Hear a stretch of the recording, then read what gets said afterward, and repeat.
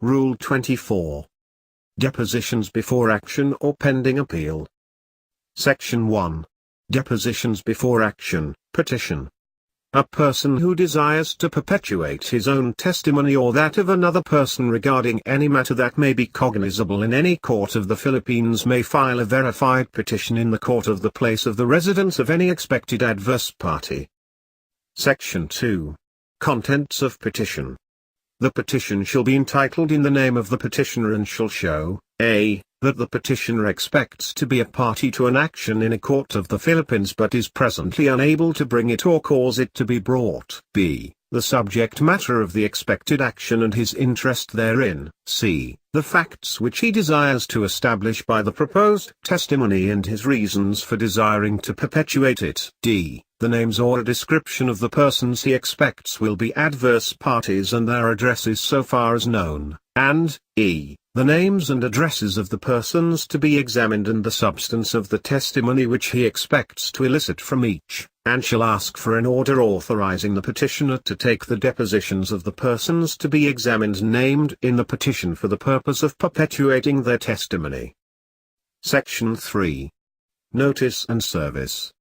The petitioner shall serve a notice upon each person named in the petition as an expected adverse party, together with a copy of the petition, stating that the petitioner will apply to the court, at a time and place named therein, for the order described in the petition.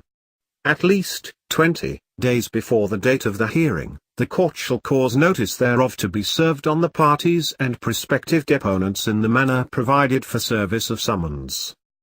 Section 4. Order and examination.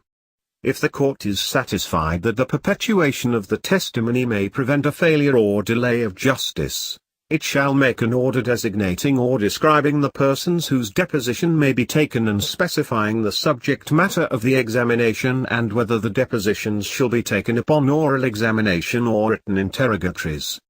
The depositions may be taken in accordance with Rule 23 before the hearing. Section 5. Reference to court. For the purpose of applying Rule 23 to depositions for perpetuating testimony, each reference therein to the court in which the action is pending shall be deemed to refer to the court in which the petition for such deposition was filed. Section 6. Use of deposition.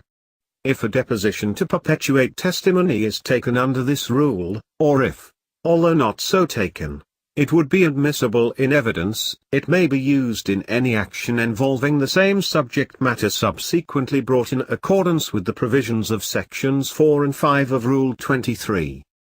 Section 7. Depositions pending appeal. If an appeal has been taken from a judgment of a court, including the Court of Appeals in proper cases, or before the taking of an appeal if the time therefore has not expired, the court in which the judgment was rendered may allow the taking of depositions of witnesses to perpetuate their testimony for in the event of further proceedings in the said court. In such case the party who desires to perpetuate the testimony may make a motion in the said court for leave to take the depositions, upon the same notice and service thereof as if the action was pending therein. The motion shall state, a. the names and addresses of the persons to be examined and the substance of the testimony which he expects to elicit from each, and, b. the reason for perpetuating their testimony. If the court finds that the perpetuation of the testimony is proper to avoid a failure or delay of justice, it may make an order allowing the deposition to be taken, and thereupon the depositions may be taken and used in the same manner and under the same conditions as are prescribed in these rules for depositions taken in pending actions.